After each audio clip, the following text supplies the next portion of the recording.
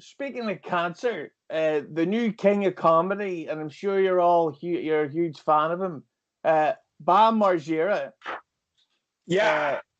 This is something that drives me fucking nuts. Like, because I'm not saying, oh, I've never seen his stand up. I've never seen Stormy Daniels stand up. I've seen her vagina, but I haven't seen her stand up. But does that not piss you off that these people can literally just decide to become comedians and then they go from nothing to small arena tours? Well, it used to, and then I realized, like, look, we talked about this. Me and my buddy Kevin Dombrowski. He's been on the show a lot, and like comedy, like one time I was watching. There used to be a thing called Live at Gotham, and do you remember? Of course you do. You remember the show Jersey Shore? Oh yeah, That terrible show.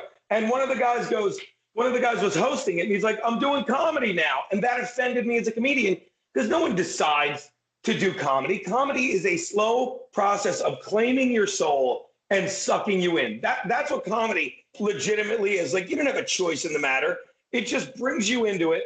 Like, I started doing comedy when my girl signed me up for an open mic. And then, I did great at it. Now, I wasn't funny. I was terrible, but I knew everyone there. So I killed at the show, thought I was great.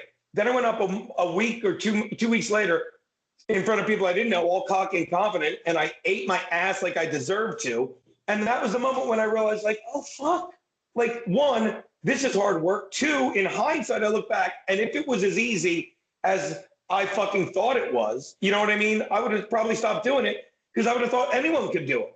But once I fucking ate my ass and realized how great it was to get a legitimate laugh, which I heard in the second set very rarely, I'm like, oh my God, you get addicted to it. When people like Stormy Daniels or Ron Artest did it a couple years ago, I hate him. And they just are like, oh, it used to bother me, but now look, I get the business. And Chris Rock said it years ago. He's like, everything's a bringer show. He's like, when you start and you have to bring 5 people, that's a bringer show. When I'm fucking booked at Carnegie Hall or Madison Square Garden, I have to bring the people. It's a bringer show. You know what I mean? So once you realize that, if you can fill the room, great. If you are doing it just to fill a room and make money, and I know this sounds like I'm trying to take some high road, well, that's great.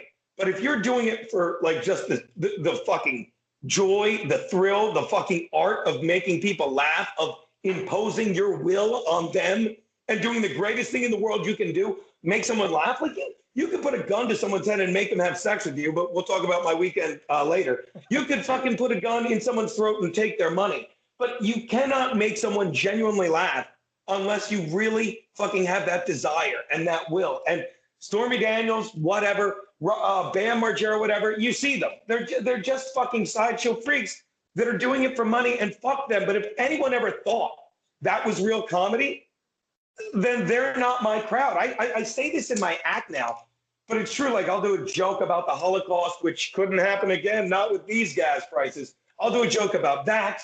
I'll do a joke, about race and slavery. And if people get mad, I will say to them, look, I'm sorry that I'm not up here wearing a multicolored pajama suit with bells on the end because you want me to be a court jester. But if you realize someone can write a book, you can write a book like The Diary of Anne Frank or Elie Wiesel's Night about the Holocaust. And let me save your viewers and listeners some time. Both of those Holocaust books are in the nonfiction section. Who knew? I'm looking in the fiction section. You got it? It didn't happen. You can write a book like that about a tragedy, and people will laud it. And they're 2 of the greatest books. I'm not kidding. Read those books. And they'll be like, this is incredible, right? You can paint a picture like Picasso did of the Guernica, which is a famous painting, commemorating or whatever you want to call it, of the bombing of thousands of innocent Spanish civilians that were killed probably around 3 p.m. That's when those spics take a nap. They were killed in a bombing, and it's beautiful, right? It's art. But if I do a joke to remind us as a society, as people, how far we've come since the 40s when we were fucking letting people kill other people, and the 1600s when we were treating black people like fucking property, you're like, no, that's not funny. Suck my dick. Sit down. Suck my dick. Because I am trying to make us laugh at how foolish we were as a society. I'm not sitting there trying to rally us around and get another, and start another Holocaust. You can't top perfection. Why would we want to even try it again? So, well, it never did happen. So Hitler, Ken Don. Hitler was just the big prankster, and they interrupted him before he got to the punchline. So he was the original jackass, Bam Margera. He beat him to his own game. exactly.